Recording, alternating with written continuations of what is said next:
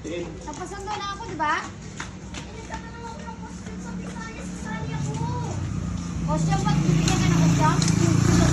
Mama, siya ang magbibigay ng kosyong? Hi guys, ito nga po pala si Ate Ann. Ayun mo. Galit. Kasi Galit si Ate nabasa ko Ann. dito, nagtatanong kung may costume na. Yung parents, bibigyan natin siya ng costume. Ma'am, masasanay nga kung paparada kami. Anong oras na? Ngayon, kakalabas ko lang ngayon yung kapag nakita kita dyan nakatayo. Nak, alas kakalabas ko 7 lang. out mo, alas 7 out mo. Ma, kanina pa ako umuwi.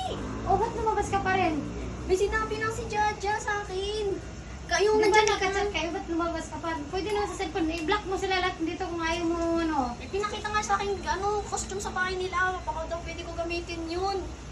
Ba't mo pinapaway ka agad? Di ko pa nasusunod. Ngayon, kung kayo ng gabi, umuwi ka.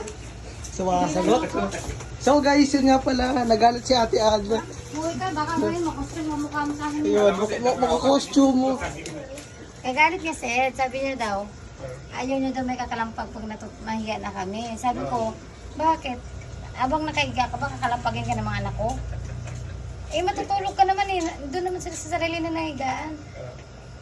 Ang sakit kasi nito, gabi na talaga umuwi yan.